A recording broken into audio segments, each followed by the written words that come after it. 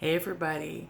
A lot of us don't realize that relationships start with you. They start from within. Some of us, we've just gotten out of relationships. Some of us are just relationship hopping, going from one relationship to the next.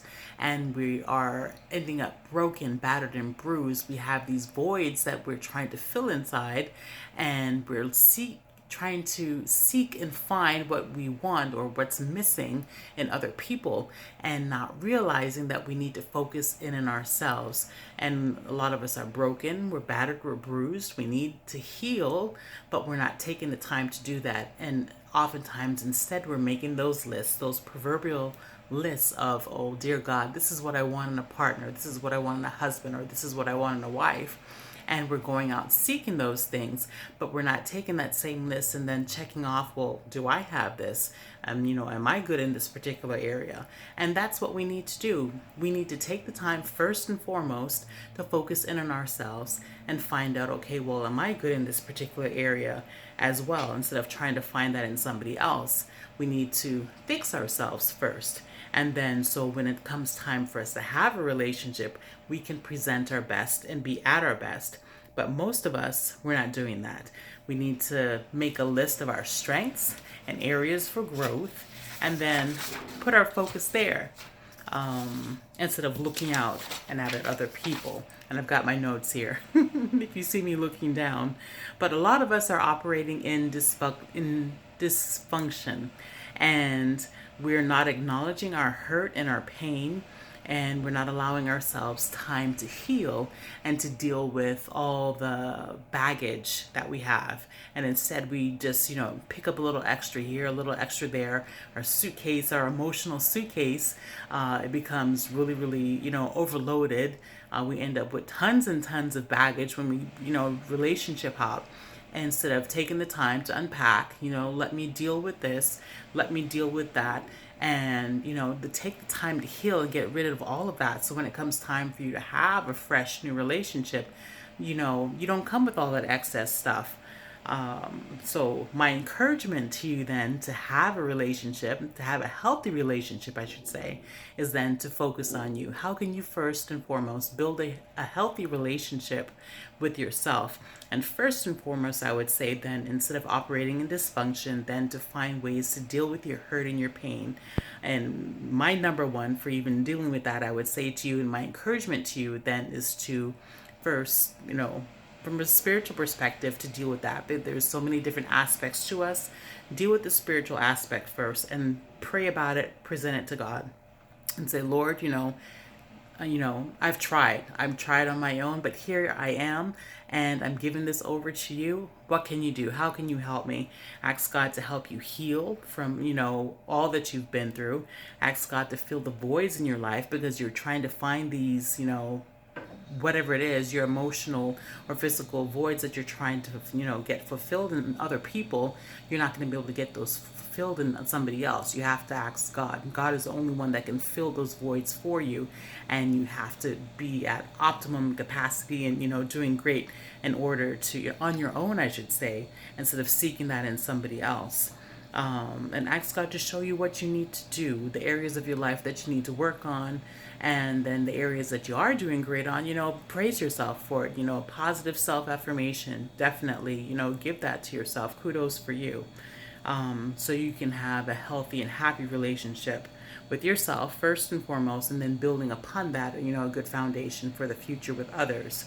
Definitely cut out all distractions. Distractions meaning, people, places, and things, even thoughts and memories, cutting those out. If it's going to lead you back to your old me behaviors, and, of relationship hopping, and the baggage and the hurt and the pain that come along with that. Avoiding, being aware of your triggers. Triggers can be like music, it could be TV shows, it could be a certain particular type of food, it could be certain friends, it could be a place, it could be anything. Anything that's within your possession, anything, or places you go, things that you do, music you're listening to, you may have to cut certain things out, get rid of it totally and completely, but so that you can have healthy relationship with yourself, and to build upon that. You just got to get rid of stuff. You got to do house cleaning, and some may be harder than others to get rid of, but you have to do it. What else? Do things that help to build a better you. Do things that you enjoy. Go places that you enjoy. Do things that you enjoy doing, and do it alone. And there's nothing wrong with that. Absolutely nothing wrong with that. Build your relationship with God. Get new hobbies, or do the things that you like doing. Develop your mind and your intellect. Learn a new language. Pick up an instrument. Games, reading, writing. Learn to express yourself in a healthy way. Let me see what else. Focus on your health. Get your finances right. Look at your environment. Is this a healthy environment for you? The job that you're in, is this something that you even enjoy doing? Is this where you want to be right now? Is this all healthy for you? Is it contributing to your overall health and wellness and being? And also, I would say this, and I'm going to do another video on this completely. You've got to cut sex out. Just for a season. First season, but you got to get you right. Definitely cut the sex out. Cut it out. But I will definitely have another video on that later on. And also, in this whole process, you are going to slip and fall. It happens to the best of us. You will slip, you will fall, you will make a mistake, but definitely you've got to get back up. You've got to keep trying. You've got to dust yourself off, and you've got to forgive yourself. Forgive. You've got to forgive yourself and forgive also those around you, those who may have helped to cause hurt or pain to you. Forgive them as well, so that you can have a total healing and be at your best. Definitely have a good support group of people around you. Make sure it's small.